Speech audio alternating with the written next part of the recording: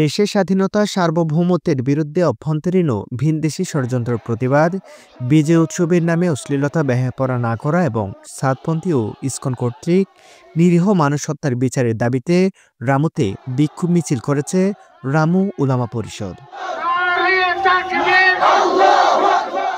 সোমবার ৩০ ডিসেম্বর বাদে আসর মিছিলটি রামু বাইপাস চত্বর থেকে শুরু হয়ে প্রধান সড়ক প্রদক্ষিণ করে চৌমুহনী চত্বরে বিশাল সমাবেশের মাধ্যমে শেষ হয়।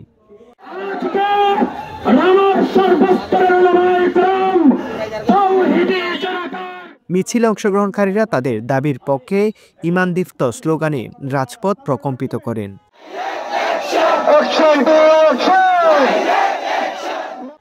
রামু উলামা পরিষদের সভাপতি মাওলানা মুহসিন শরীফের সভাপতিত্বে অনুষ্ঠিত মিছিল উত্তর সমাবেশের শুরুতে কোরআন তিলাওয়াত করেন অর্থ সম্পাদক মাওলানা হাফেজ আব্দুল হান্নান। যুগ্ম সাধারণ সম্পাদক হাফেজ মোহাম্মদ আবুল মঞ্জুরের সঞ্চালনায় এই সমাবেশে বক্তব্য রাখেন সহসভাপতি মাওলানা আহম নুরুল কবির হিলালি, মাওলানা হাফেজ শামসুল হক, সাধারণ সম্পাদক মাওলানা হাফেজ নিয়ামতুল্লাহ, সহ সাধারণ সম্পাদক মাওলানা আমিরুল ইসলাম, সাংগঠনিক সম্পাদক মাওলানা হেফাজতুর রহমান।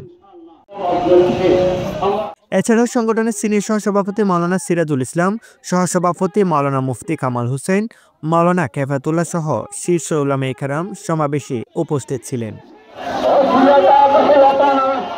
শান্তিপূর্ণ মিছিল উত্তর এ সমাবেশে নেতৃবৃন্দ বলেন, ছাত্র জনতার রক্তাক্ত অভ্যুত্থানের মধ্য দিয়ে প্রিয় মাতৃভূমি বাংলাদেশের স্বাধীনতার নবদিগন্ত উন্মোচিত হয়েছে।